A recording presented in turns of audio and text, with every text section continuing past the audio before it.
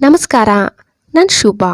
ಇವತ್ತು ನಾನು ತಂದಿರೋ ಟ್ರಿಕ್ಸಿಂದ ಕಮ್ಮಿ ಎಣ್ಣೆಯಲ್ಲಿ ನಾವು ಜಾಸ್ತಿ ಪೂರಿ ಮಾಡ್ಬೋದು ಅಂತ ಟ್ರಿಕ್ಸ್ ತಂದಿದ್ದೀನಿ. ಪ್ಲೀಸ್ ವಿಡಿಯೋನ ಸ್ಕಿಪ್ ಮಾಡ್ತೀರಾ ಲಾಸ್ಟ್ವರೆಗೂ ನೋಡಿ. ನಾವು ಚಾಕುವಲ್ಲಿ ಕಟ್ ಮಾಡಬೇಕಂತಂದರೆ ಕಣ್ಣಲ್ಲಿ ನೀರು ಸುರಿತಾ ಇರುತ್ತೆ. ನಿಮ್ಗೆ ಕಣ್ಣಲ್ಲಿ ನೀರು ಬರಬಾರ್ದು ಅಂದರೆ ಒಂದು ಸ್ವಲ್ಪ ನಿಂಬೆಹಣ್ಣು ಚಾಕುಗೆ ಹಚ್ಕೊಳ್ಳೋದ್ರಿಂದ ಕಣ್ಣಲ್ಲಿ ನೀರು ಬರಲ್ಲ. ಜಾಸ್ತಿ ಜನ ನೀರೊಳಗಡೆಗೆ ಹಾಕ್ಬಿಟ್ಟು ಈರುಳ್ಳಿನೂ ಕಟ್ ಮಾಡ್ಕೊತಾರೆ. ಹಂಗೆ ಬೇಕಾದರೂ ಮಾಡಿ, ಇಲ್ಲ ಅಂತಂದರೆ ಈ ಥರ ಟ್ರಿಕ್ಸು ಟ್ರೈ ಮಾಡಿ. ಚಾಕುಗೆ ಸ್ವಲ್ಪ ನಿಂಬೆಹಣ್ಣು ಹಚ್ಚೋದ್ರಿಂದ ಕಣ್ಣಲ್ಲಿ ನೀರು ಬರಲ್ಲ. ನೋಡಿ, ಟೀ ಶರ್ಟ್ ಮೇಲೆ ಇಂಕ್ ಚೆಲ್ಲೋಗಿದೆ. ಇಲ್ಲ ಟೀ ಸಾಂಬಾರು ಯಾವುದೇ ಕಲೆ ಆಗಲಿ, ಬಣ್ಣದ ಯಾವುದೇ ಬಣ್ಣ ಆಗಲಿ ಬಿಡಿ, ಟೀ ಶರ್ಟ್ ಮೇಲೆ ಚೆಲ್ಲೋದಾಗ ಒಂದು ಟಬ್ಬಲ್ಲಿ ಸ್ವಲ್ಪ ನೀರು, ಇನೋ ಪ್ಯಾಕೆಟು, ಸ್ವಲ್ಪ ನಿಂಬೆಹಣ್ಣು ರಸ, ನಾನು ಲಿಕ್ವಿಡ್ ತಗೊತಾ ಇದ್ದೀನಿ, ಬಟ್ಟೆ ಒಗೆಯೋ ಲಿಕ್ವಿಡ್ಡು. ಇಲ್ಲ ಅಂತಂದರೆ ಸರ್ಫ್ ಬೇಕಾದರೂ ಸೇರಿಸ್ಬಿಟ್ಟು ಚೆನ್ನಾಗಿ ಮಿಕ್ಸ್ ಮಾಡ್ಕೊಬಿಡಿ. ನಿಮಗೆ ಯಾವ ಭಾಗದಲ್ಲಿ ಬಣ್ಣ ಆಗಿದೆಯಲ್ಲ ಆ ಭಾಗದಲ್ಲಿ ಮಾತ್ರ ನೀರಲ್ಲಿ ಅದ್ಬಿಟ್ಟು ಅದನ್ನು ಕ್ಲೀನ್ ಮಾಡ್ಕೋಬೇಕು. ಪೂರ್ತಿ ಬಟ್ಟೆ ಅದ್ದಿದ್ರೆ ಒಂದೊಂದು ಸತಿ ಬಟ್ಟೆ ಎಲ್ಲ ಆಗೋಗೋ ಚಾನ್ಸ್ ಇರುತ್ತೆ ಕಲರು. ಇವಾಗ ಬ್ಲೂ ಕಲರ್ ಅಂದ್ಕೊಳ್ಳಿ, ಆ ಟೀ ಶರ್ಟ್ ಎಲ್ಲ ಬ್ಲೂ ಆಗೋಗುತ್ತೆ. ಅದಕ್ಕೆ ಎಲ್ಲಿ ಕಲೆ ಆಗಿರುತ್ತಲ್ಲ ಅಲ್ಲಿ ಮಾತ್ರ ಕ್ಲೀನ್ ಮಾಡ್ಕೋಬೇಕು. ನೋಡಿ, ತೋರಿಸ್ತಾ ಇದ್ದೀನಿ. ನಾನು ಬ್ರಷಲ್ಲಿ ಏನು ಉಜ್ಜಕ್ಕೆ ಹೋಗಲಿಲ್ಲ. ಒಂದು ಸ್ವಲ್ಪ ಹೊತ್ತು ಬಿಟ್ಬಿಟ್ಟು ಮತ್ತೆ ಕೈಯಲ್ಲೇ ಕ್ಲೀನ್ ಮಾಡಿಕೊಂಡೆ. ಮತ್ತು ಚೆನ್ನಾಗಿರೋ ನೀರಲ್ಲಿ ಒಂದು ಸತಿ ನೀಟಾಗಿ ಅದ್ಬಿಟ್ಟು ಜಾಳಿಸ್ಕೊಂಡ್ರೆ ಸಾಕು. ಟೀ ಶರ್ಟ್ ನೀಟಾಗಿ ಕ್ಲೀನ್ ಆಗೋಯ್ತು. ಅದರಲ್ಲಿ ಇಂಕ್ ಚೆಲ್ಲಿತ್ತಲ್ಲ ಅದು ಕೂಡ ಹೊಟ್ಟೋಯ್ತು. ಬೇಕಾದರೆ ಟ್ರೈ ಮಾಡಿ. ನಾನು ಮಾರ್ನಿಂಗು ಚಪಾತಿ ಮಾಡಿದ್ದೆ, ಸ್ವಲ್ಪ ಹಿಟ್ಟು ಉಳಿದ್ಬಿಟ್ಟಿದೆ. ನಿಮ್ಮದು ಒಂದೊಂದು ಸತಿ ಎಷ್ಟೇ ಕಮ್ಮಿ ಮಾಡಬೇಕಂದ್ರೂ ಸ್ವಲ್ಪ ಹಿಟ್ಟು ಉಳಿದ್ಬಿಡುತ್ತಲ್ಲ, ಆವಾಗ ನೀವು ಏನು ಮಾಡಬೇಕಂದ್ರೆ ಈ ಥರ ಪೂರಿ ಥರ ಚಿಕ್ಕ ಚಿಕ್ಕದಾಗಿ ಲಟ್ಸ್ಕೊಬಿಡ್ಬೇಕು. ನೋಡಿ, ನ್ಯೂಸ್ ಪೇಪರ್ ಮೇಲೆ ಹಾಕ್ಕೊತಾ ಇದ್ದೀನಿ. ಪುಡಿ ಹಿಟ್ಟು ಚೆಲ್ಕೊಂಡು ಚಿಕ್ಕ ಚಿಕ್ಕದಾಗಿ ಲಟ್ಸ್ಕೊಬಿಟ್ಟೆ.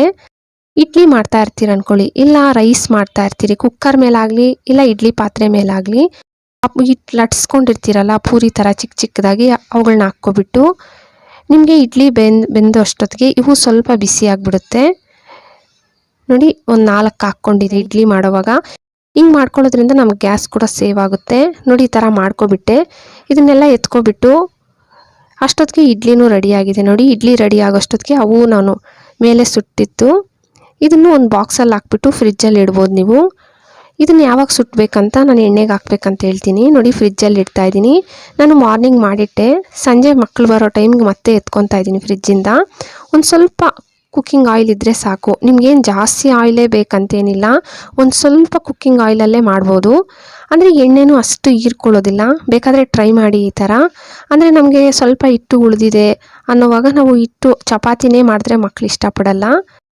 ಅವಾಗ ಈ ಥರ ಪೂರಿ ಥರ ಮಾಡಿಕೊಟ್ರೆ ತಿಂದುಬಿಡ್ತಾರೆ. ನಮ್ಗೆ ಆಯಿಲು ಅಷ್ಟು ಖರ್ಚಾಗಲ್ಲ. ಬೇಕಾದರೆ ನೋಡಿ, ನೀವು ನಾನೇ ತೋರಿಸ್ತಾ ಇದ್ದೀನಿ. ಒಂದು ಕಮ್ಮಿ ಎಣ್ಣೆಯಲ್ಲಿ ಜಾಸ್ತಿ ಪೂರಿನೇ ಮಾಡ್ಕೋಬೋದು.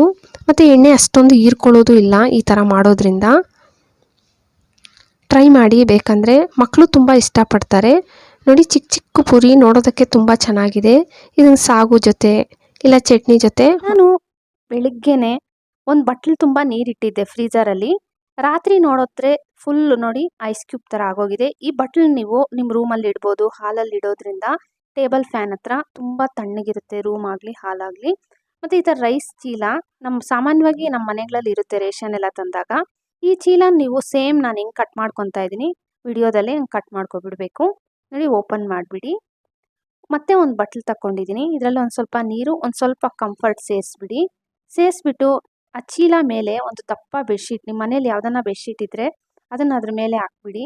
ಈ ಕಂಫರ್ಟ್ ನೀರನ್ನ ಅದ್ರ ಮೇಲೆ ಪೂರ್ತಿ ಸ್ವಲ್ಪನೂ ಗ್ಯಾಪ್ ಇಲ್ದಿರ ನೀರು ಹಾಕ್ಕೊಬಿಡಿ.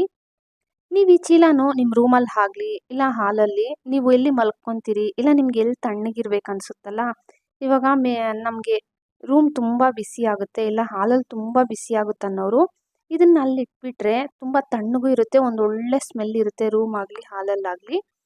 ಬೇಕಾದರೆ ಟ್ರೈ ಮಾಡಿ ಈ ಟ್ರಿಕ್ಸ್ ಕೂಡ. ನಾವು ಗಾಜಿಂದು ಗ್ಲಾಸಸ್ ಆಗಲಿ ಬಟ್ಲಾಗಲಿ ತೊಳಿಬೇಕಂದ್ರೆ ಸಿಂಕಲ್ಲಿ ಒಡೆದೋಗ್ಬಿಡ್ತವೆ, ಕೈ ಸ್ವಲ್ಪ ಜಾರ್ ಬಿಟ್ಟರೆ. ನೀವು ಕೆಳಗಡೆ ಒಂದು ಮ್ಯಾಟ್ ಹಾಕ್ಬಿಟ್ಟು ಇವನ್ನ ವಾಶ್ ಮಾಡ್ಕೊಳ್ಳೋದ್ರಿಂದ ಅಕಸ್ಮಾತ್ ಕೈ ಜಾರ್ ಬಿದ್ರೂ ಒಡೆದೋಗಲ್ಲ. ಟ್ರೈ ಮಾಡಿ. ಬಲೂನ್ ಒಂದು ತಗೊಂಡು ಮೇಲೆ ಭಾಗ ಕಟ್ ಮಾಡಿಬಿಡ್ತಾ ಇದ್ದೀನಿ. ಬೆಳ್ಳುಳ್ಳಿ ಅದರೊಳಗಡೆ ಸೇರಿಸ್ಬಿಡಿ. ಅಂದರೆ ನಮಗೆ ಬೆಳ್ಳುಳ್ಳಿ ಬಿಡಿಸೋದೇ ಕಷ್ಟ ಅನ್ಕೊತೀರಲ್ಲ, ಇವಾಗ ಒಂದೇ ಒಂದು ಬೇಕಾಯಿತು, ಒಂದೋ ಎರಡೋ ಬೇಗನೆ ಬಿಡಿಸ್ಬೇಕಂದಾಗ ನೀವು ಈ ಥರ ಬಲೂನ್ ಒಳಗೆ ಸೇರಿಸ್ಬಿಟ್ಟು ಹಿಂಗೆ ಓಡಿರಿ. ಮತ್ತು ಕೈಯಲ್ಲಿ ಸ್ವಲ್ಪ ಕಿವುಚ್ಬೇಕು. ಹಿಂಗೆ ನಾನು ವಿಡಿಯೋದಲ್ಲಿ ತೋರಿಸ್ತಾ ಇದ್ದೀನಲ್ಲ ಸೇಮ್ ಹಿಂಗೆ ಮಾಡಿಬಿಟ್ಟು ಮತ್ತು ನಾನು ತೆಗೆದ್ಬಿಟ್ಟು ತೋರಿಸ್ತೀನಿ ನೋಡಿ. ಬೆಳ್ಳುಳ್ಳಿ ಒಂದೊಂದು ಇರುತ್ತಷ್ಟೇ, ಇನ್ನೆಲ್ಲ ನೀಟಾಗಿ ಸಿಪ್ಪೆ ಹೊಲ್ಟೋಗ್ಬಿಟ್ಟಿರುತ್ತೆ. ನೋಡಿ, ತೋರಿಸ್ತಾ ಇದ್ದೀನಿ. ಯಾವುದೋ ಒಂದೊಂದು ಹೋಗಿರಲ್ಲ ಅಷ್ಟೇ, ನೀಟಾಗಿ ಸಿಪ್ಪೆ ನಾವು ಕೈಯಲ್ಲಿ ಹಿಂಗೆ ಅಂದ್ಬಿಟ್ಟಿರ್ತೀವಲ್ಲ, ಸಿಪ್ಪೆ ಬೇಗನೆ ಹೊರ್ಟೋಗುತ್ತೆ. ಯಾವಾಗಲಾದರೂ ನಿಮಗೆ ನಮಗೆ ಬೇಗ ಬೆಳ್ಳುಳ್ಳಿ ಬಿಡಿಸ್ಬೇಕು ಅಂದಾಗ ಖಂಡಿತ ಟ್ರೈ ಮಾಡಿ ಈ ಟ್ರಿಕ್ಸು. ಬಲೂನ್ ಇದ್ದರೆ ಮತ್ತು ಇದನ್ನು ಯೂಸ್ ಮಾಡ್ಕೋಬೋದು, ಬಲೂನ್ ಏನು ವೇಸ್ಟ್ ಆಗಲ್ಲ. ನಾವು ಪಾತ್ರೆ ಇಳಿಸೋ ಈ ಥರ ರಿಂಗ್ ಅಂತೂ ಎಲ್ಲರ ಮನೆಯಲ್ಲಿ ಇರುತ್ತೆ. ಮತ್ತು ನಾನು ಹಳೇದೊಂದು ವೇಲ್ ತಗೊಂಡಿದ್ದೀನಿ, ಇದೇನು ನಾನು ಯೂಸ್ ಮಾಡ್ತಾ ಇರಲಿಲ್ಲ. ಅದು ಉದ್ದಕ್ಕೆ ಕಟ್ ಮಾಡಿಬಿಟ್ಟು ತಿರುಗಿಸ್ತಾ ಇದ್ದೀನಿ ನೋಡಿ.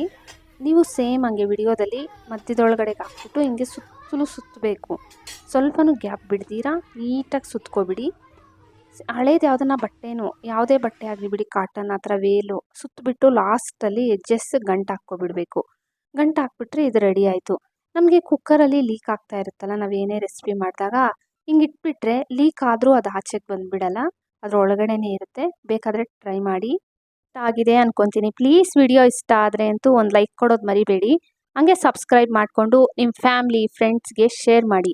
ಪ್ಲೀಸ್ ಸಪೋರ್ಟ್ ಮಾಡಿ ಫ್ರೆಂಡ್ಸ್.